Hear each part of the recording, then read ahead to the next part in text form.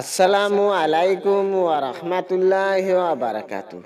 সম্মানীয় দর্শক ভাই বন্ধুরা, আপনারা কেমন আছেন?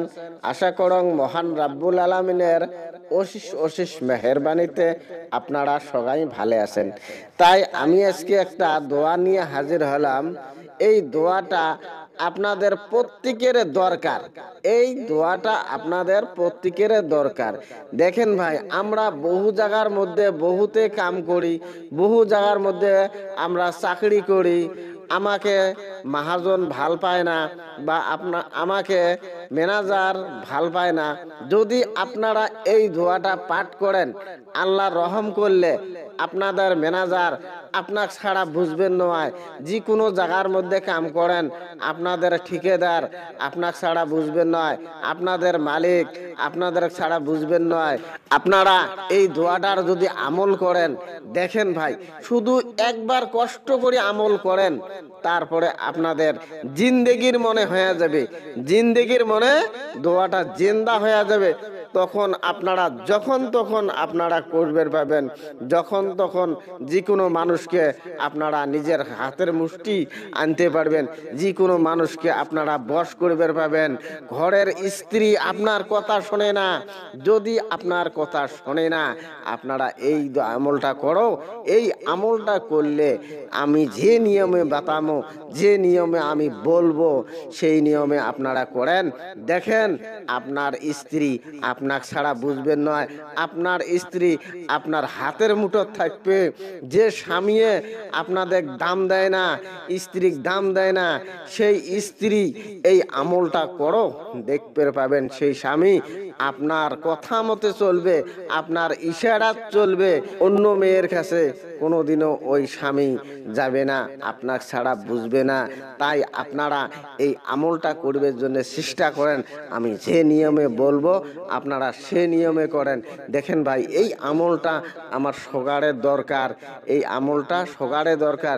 যেহেতু আমরা দিন মজুরি করি খাই, দেখেন চাকরি করলেও তো দিন মজুরি।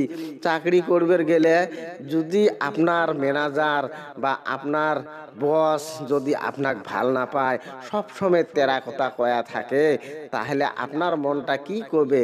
তাই আপনারা যদি এই আমলটা করি থাকেন, শুধু আপনারা একটা আথর ব্যবহার করবেন, শুধু একটা আথর ব্যবহার করবেন।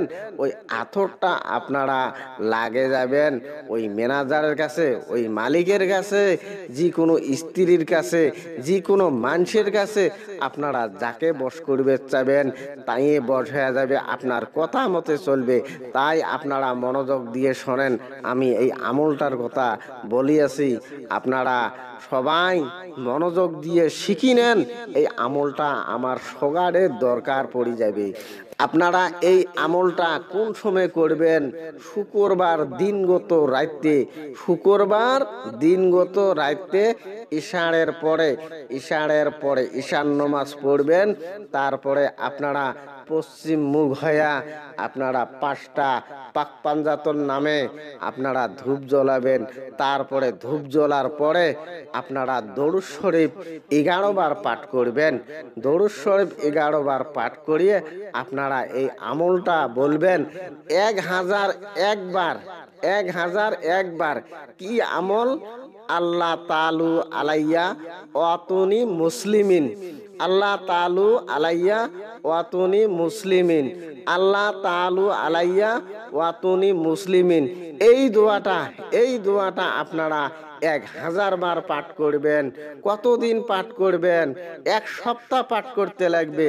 এই দোয়াটা আপনারা 1000 বার পাঠ করিয়ে তারপরে পুনরায় 11 বার দরুদ শরীফ পাঠ করবেন, দরুদ শরীফ পাঠ করবেন।